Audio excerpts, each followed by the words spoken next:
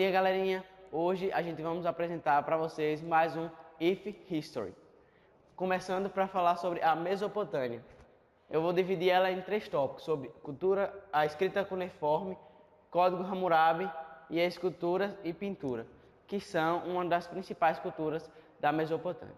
Começando pela escrita cuneiforme. A escrita cuneiforme foi uma grande realização sumeriana, usada pelos cimérios, hebreus e persas, e surgiu ligada à necessidade da contabilização dos templos, uma escrita ideográfica no qual representava uma ideia. Foi Henry Rawlinson que decifrou a escrita cuneiforme. E agora eu vou falar um pouco sobre o Código Hammurabi. O Código Hammurabi, até pouco tempo, foi um código de leis que se tinha notícia. Ele foi um dos códigos de lei que foi primeiramente conhecido pelos homens. Mas eu só vou falar pouco sobre ele porque meu amigo Ícaro vai dar continuidade. Vou falar sobre, agora, por último, as esculturas e pinturas. Esculturas e pinturas eram fundamentalmente decorativas. A escultura era pobre, representada pelos baixos relevos, destacava-se estatuária assíria, gigantesca e original. Um dos raros testemunhos da pintura mesopotâmica foi encontrado no Palácio de Mahri, descoberto entre 1933 e 1955. Leis da frontabilidade. Como era preciso colocar figuras tridimensionais em uma superfície bidimensional, a imagem sofria um rígido processo de distorção, onde a cabeça, pernas e pés eram representados de perfil e o busto de frente. Valeu, galera! Até outra aula. A lei surgida na Mesopotâmia foi o tal do Código de Hammurabi, mais conhecido como olho por olho, dente por dente. As leis dispõem sobre regras e punições para eventos da vida cotidiana. Tinha como objetivo principal unificar o reino através de códigos de leis comuns. Para isso, Hammurabi mandou espelhar cópias desse código em várias regiões do reino. As leis apresentam punições para não cumprimento das regras, estabelecidas em várias áreas, por exemplo, relações familiares, comércio, construção civil, agrícola e pecuária, etc. As punições ocorriam de acordo com a posição que a pessoa criminosa ocupava na hierarquia social.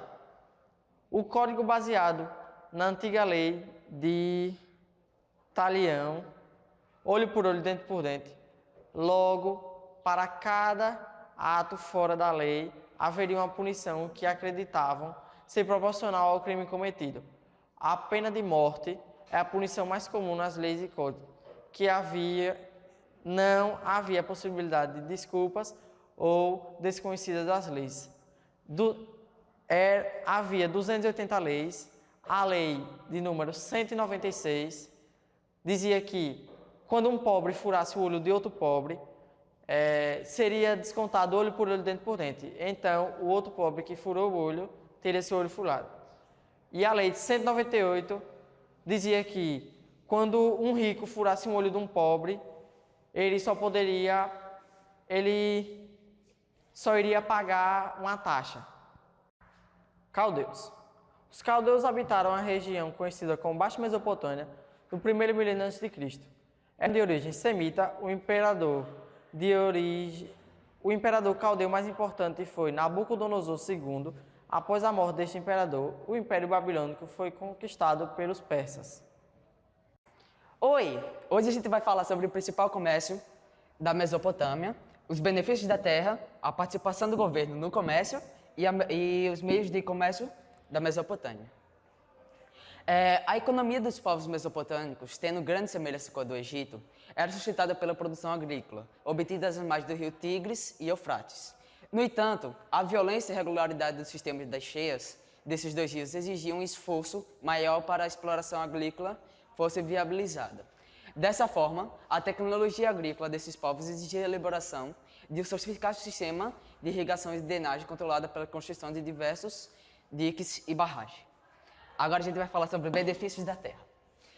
Ao mesmo tempo, é importante salientar que a disponibilidade de terras férteis na Mesopotâmia não era homogênea, em contraste às férteis planícies meridionais. A porção norte do terreno possuía um solo árido e extremamente acidentado. Esse encostado motivava, por exemplo, muitos pastores assírios a invadirem terras ao sul em busca de alimentos. Outro ponto importante de destaque era o papel desempenhado pelo Estado e no desenvolvimento da agricultura na região. Agora, participação do governo. O governo organizava a implantação do sistema de servidão coletiva, responsável pela administração das grandes atividades agrícolas. Além disso, o Estado era responsável direto pela construção de obras públicas desenvolvidas com o objetivo primordial de ampliar as atividades agrícolas. Agora a gente vai falar sobre os meios de comércio. Diversas caravanas eram formadas com o intuito de buscar matérias-primas, como pedras preciosas, marfim, cobre e estanho. Ao longo de sua história, a Mesopotâmia se transformou em um dos maiores centros comerciais do Oriente, atraindo o interesse de comerciantes da Ásia Menor e da região do Cáucaso. Com um padrão monetário pouco desenvolvido, a grande maioria das negociações era feita a partir da troca de barras de ouro e prata. Assírios. Esse povo destacou-se pela organização e desenvolvimento de uma cultura militar. Encaravam a guerra como uma das principais formas de conquistar poder e desenvolver a sociedade. Eram extremamente cruéis com os povos inimigos que conquistavam. Impunham aos vencidos castigos e crueldades como forma de manter respeito e espalhar o medo entre os povos. Com essas atitudes, tiveram que enfrentar uma série de revoltas populares nas regiões que conquistavam. E aí, galera, eu vou falar sobre a política da Mesopotâmia. Ela é dividida em 4 partes, mas eu vou falar somente de 3, que é a dos Sumérios e Arcádios, o primeiro Império Babilônico e o segundo Império Babilônico. E tem o dos Assírios que Alexandre falou. Agora eu vou apresentar os Sumérios e Acádios. Sumério e Acádios foi a primeira civilização mesopotâmica, que fundaram uma série de cidades e estados: Ur, Uruk, Lagash, Eridu e Nippur. Essas cidades possuíam completa autonomia religiosa, política e econômica, não sendo submetida a nenhum poder central. O governo em cada cidade era exercido pelo patese, que controlava as instituições civis e religiosas e exercia o comando do exército. Além disso, predominava uma aristocracia que vivia da exploração do trabalho dos camponeses. Agora eu vou falar do primeiro Império Babilônico, que foi de 1800 a.C. a 1600 a.C. Vou falar sobre o rei mais importante deles, que foi o rei babilônico Hammurabi. Pertence à etnia dos Amoritas. Conduziu seus exércitos até as longínquas regiões do norte, conseguindo impor sua hegemonia e se tornando o primeiro governante de toda a Mesopotâmia. A região conheceu um período de grande atividade comercial, contribuindo para isso a elaboração do célebre Código de Hammurabi, considerado o primeiro código escrito de leis que se conhece, com base na antiga lei de Talião. Agora eu vou falar do segundo Império Babilônico, que durou de 612 a.C. a 538 a.C. Porém, esse império teve uma duração efêmera. Seu apogeu ocorreu no reinado de Nabucodonosor, que estendeu os domínios da Mesopotâmia e conquistou o reino de Judá, cujas principais famílias foram transferidas para a Babilônia. Em seu reinado, construiu os famosos Jardins Suspensos. Após a sua morte, a Babilônia foi conquistada pelos persas, comandado pelo rei Ciro, que se tornou o senhor da cidade em 539 a.C. Valeu, galera! E aí, galera, eu vou falar sobre o legado cultural da Mesopotâmia e eu vou começar pela roda. A roda mais antiga foi encontrada em uma exploração arqueológica e são de cerca de 3.000 a 2.000 a.C. e estavam em um túmulo na mesma Mesopotâmia, que hoje é conhecida como Iraque. Eram compostas de 3 tábuas presas por suportes em forma de cruz e a tábua central possuía um furo natural, ou seja, o nó da madeira. Em volta do nó costuma ser bastante resistente. Por isso, acredita-se que esta girava em torno de um eixo fixo. Apesar do restante do veículo a qual essas rodas pertencem, não tenham sido conservados, o bastante para identificar se eram assim mesmo que o conjunto de rodas funcionava.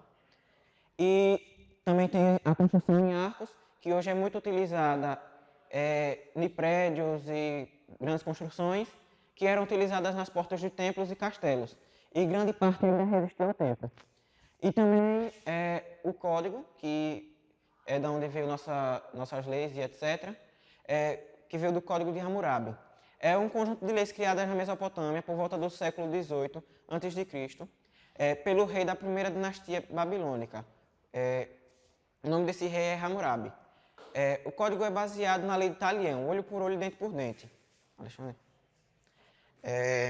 E também eu vou falar sobre a ciência bélica. Da antiguidade até os dias atuais, a ciência desenvolvida intimamente com o interesse bélico e o desenvolvimento de armamentos. São notórios os casos da ciência contemporânea que contribuem para o desenvolvimento de armas modernas, como a bomba atômica, por exemplo. Também na antiguidade, esse tipo de produção de armamento para o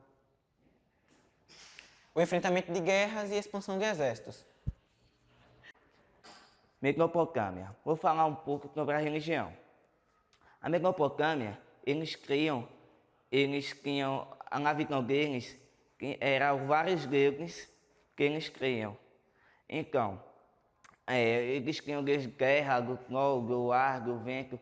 Tudo que acontecia, eles tinham o pretendimento que era culpa dos gregos. Culpa dos gregos. Então, vou falar o nome de alguns. Enkel, Deus do vento.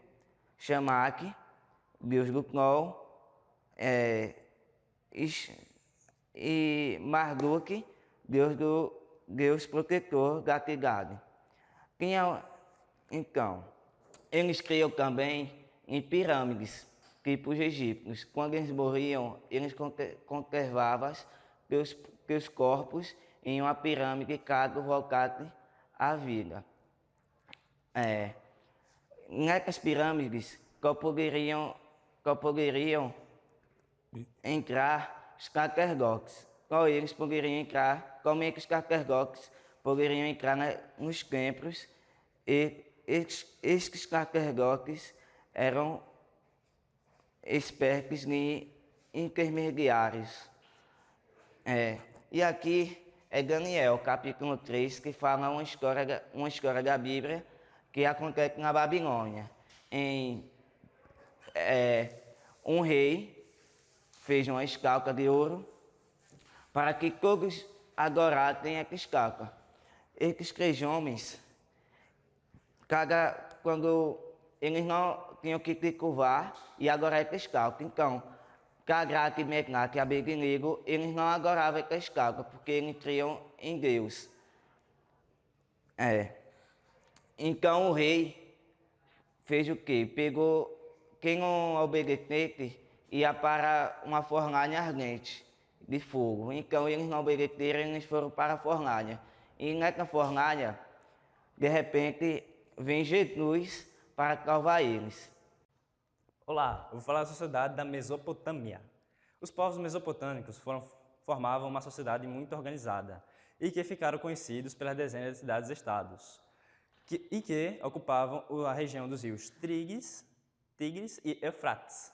Em cada uma dessas cidades havia presente uma autoridade que era responsável por tomar as decisões de cunho político e religioso nessas cidades. Apesar de semelhança das cidades gregas, que também têm cidades-estados, a figura do rei não tinha nada a ver com uma outra civilização antiga. Por exemplo, a do Egito. Enquanto lá no Egito, o faraó tinha sua imagem vinculada aos deuses. Ele era uma coisa divina, ó Senhor. Mas já lá na Mesopotâmia, não. Lá, o rei também tinha uma sua figura vinculada aos deuses, mas também ele não era taxado como Deus, ou coisa parecida. Bem, agora eu vou falar uma coisa bem interessante sobre a pirâmide social, que é uma coisa que existe lá.